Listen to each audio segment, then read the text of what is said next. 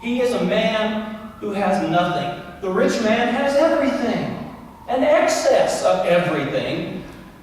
Lazarus has nothing. Well, he does have something, doesn't he? He has need. He has hunger. He has a longing to eat and fill himself with what falls off the table in the rich man's house. He has no one to care for him save the dogs who lick his sores. There's the contrast. The rich man in a fine house with fine clothes and fine food, and Lazarus, who has nothing. But he does have a name, doesn't he? Do we know the rich man's name? No, we don't. And the reason for that will become clear in a moment. But we know Lazarus' name. And then something happens. On the one hand, it is something that we would expect. On the other hand, there's a bit of a surprise there as well.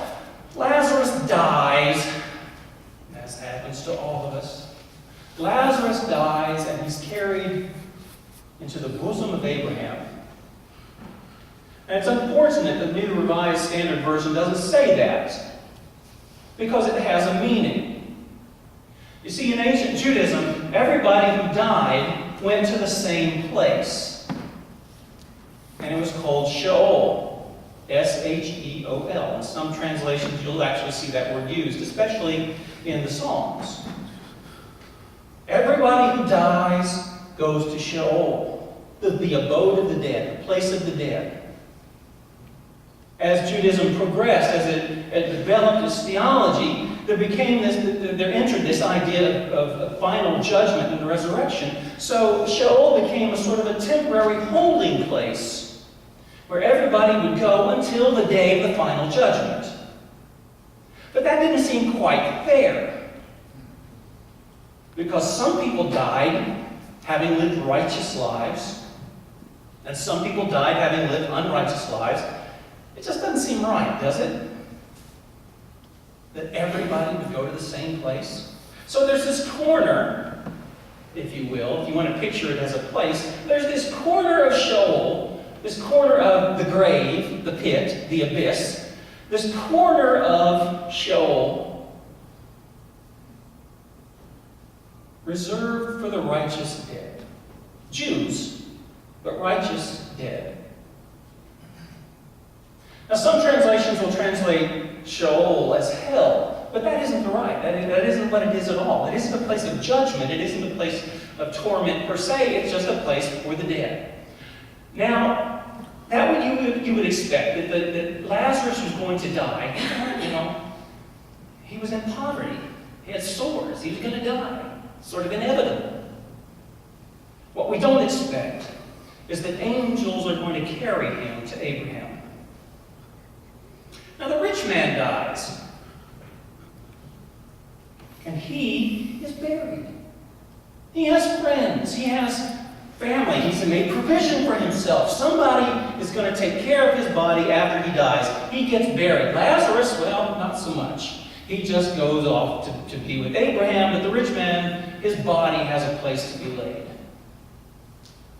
But he finds himself in Hades, which again is not hell, okay? It's just the Greek translation of Sheol. They're in the same place.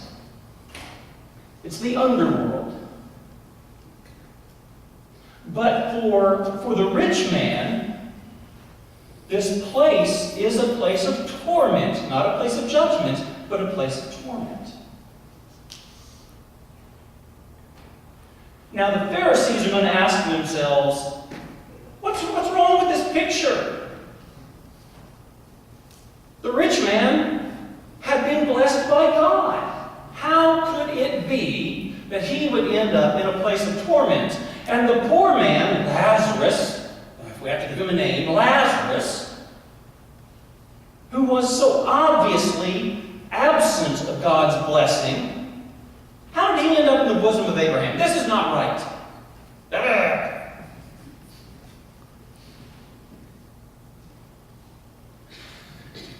But the rich man, sitting there in his place of torment, looks across the way, far away, and he sees Lazarus. And he knows who Lazarus is. He uses his name. Send Lazarus over here. Father Abraham, send Lazarus over here. Let him dip his finger in water and relieve my torment.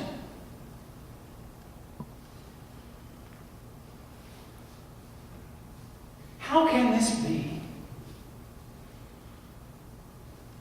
Well, the answer to the question is the same answer to the question of why we know Lazarus' name. This can be because Lazarus lived a righteous life, regardless of any evidence to the contrary. And the rich man lived an unrighteous life, despite any evidence to the contrary.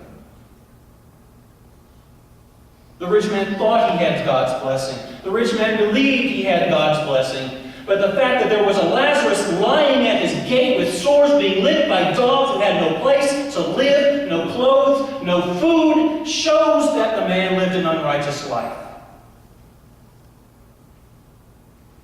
He had more than enough, and Lazarus had less than was necessary.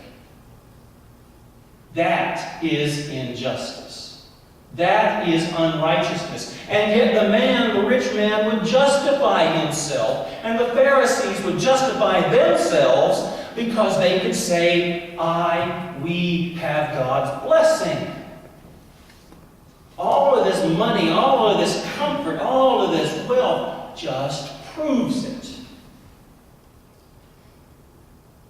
And Lazarus, who had nothing, who had less than nothing,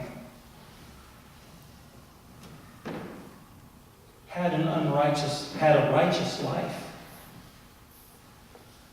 And so when the rich man asks, almost orders Father Abraham to send Lazarus over, the rich man recognizes Lazarus. But if he had recognized Lazarus, if he had actually seen Lazarus in life, then maybe he would have been in Abraham's bosom as well. He didn't see what was right in front of his face. Either that or he ignored it. He had the means, he had the power, he had the ability, he had the choice, he had the option to make a difference in the life of at least one man and probably many others, and chose not to do it. And so he thinks he can still order Lazarus about. If he had paid attention to Lazarus, that's probably what he would have done in life anyway, isn't it? Get me this, get me that, do this, do that. Come over here, go over there. And that's what the rich do with the poor. At least in Luke's gospel. If the rich ever see the poor, it's to order them about. And Abraham, Father Abraham, rebukes this rich man. Hey, you had all this great stuff in your life. That's all you're ever going to have. And Lazarus had all this bad stuff in his life, and he isn't going to know anymore. And there's this chasm between us, he says. Apparently the rich man couldn't see that. There's this chasm between us, and nobody could go from here to there even if they wanted to. And nobody from over there can come over here.